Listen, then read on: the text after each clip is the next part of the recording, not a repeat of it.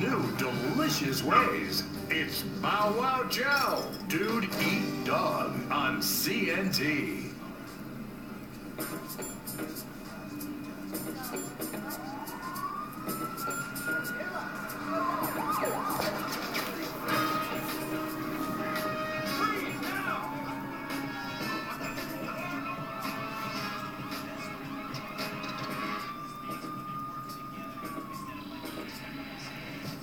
Welcome to Los Santos, the city of celluloid, sand, and cellulite removal. From dead starlets in Vinewood to the gangbangers in Davis and Strawberry, and terracels in Chumash to the drunken tourists in Del Perro Pier. It's time to take a look inside this cesspit of destroyed dreams, drug-addled degenerates, and deluded desperados that make up this great city of lights. Hi. I'm decorated FIB agent Stephen Haynes. The FIB, the police department, and the sheriff's office are fighting a war out here every day in a city where dreams too often become wet with tears. The Los Santos docks. This is where it all begins. Second largest port in the world. The great orifice of American capitalism. Stuff coming in, garbage going out.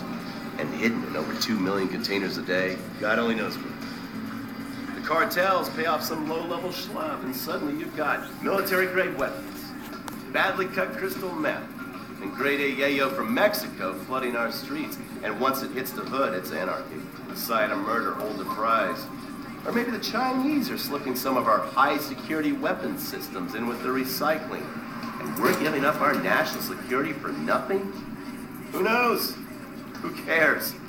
As long as the financial party continues, we'll just keep picking up the pieces. A word to the wise, kids. Never use PCP. It makes you want to punch cops or run around naked, not necessarily always in that order. Most of the time, this illicit cargo makes it straight to the gangs. But sometimes an ordinary Joe lets go and loses his shit after a pipe or two at Pleasure Dust.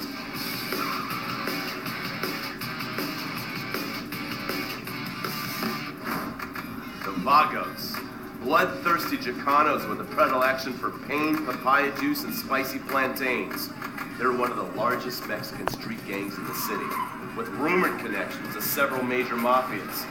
While half the battle out here is fought with guns, the other half is with informants. Sometimes you need to become the bad guys to bust the bad guys. All right, guys, let's go.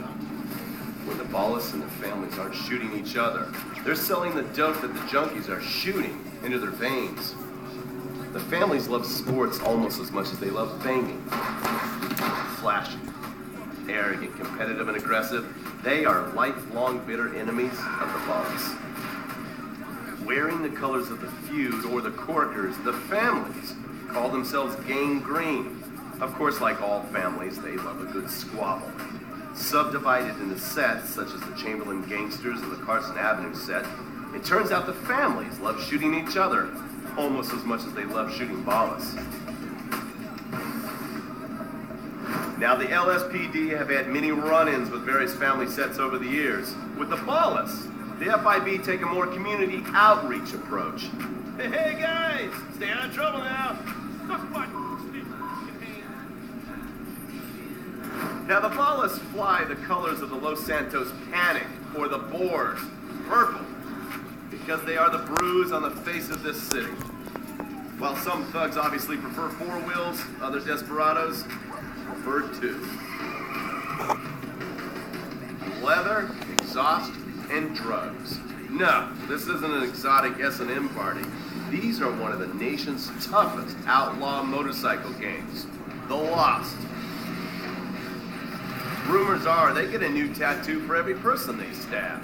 And it's definitely okay for your motorcycle mama to show her breast to your friends.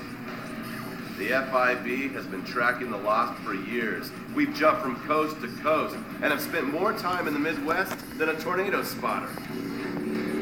When they're not running meth, they're smoking it. Or so I hear, a dangerous new drug on the streets called toilet cleaner.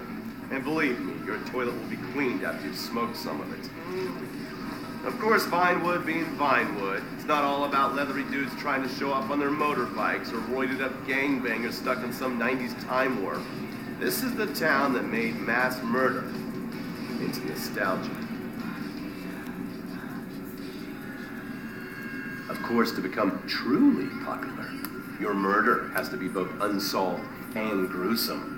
In a town full of alien spotters, adults dressed as zombies, and entertainers dressed as cartoon characters, it takes something particularly awful to really catch people's attention. The famous unsolved murder of a Vinewood starlet is one such case.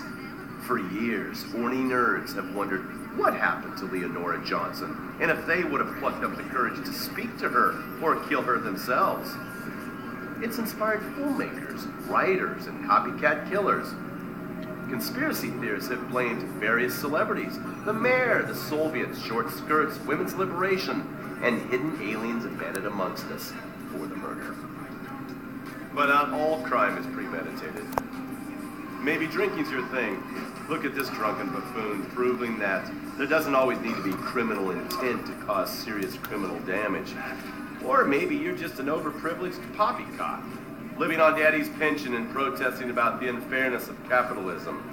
Maybe stock market manipulation is your bag, or loan sharking, double identity theft, assassination, or even worse, swinging. On our next episode, I, Stephen Haynes, will show you the flashier side of crime in Los Santos, illegal street racing, cocaine, and vice. Yes, speed, snort, and sex. The alliterative threesome that helped hook America on the Underbelly of Paradise.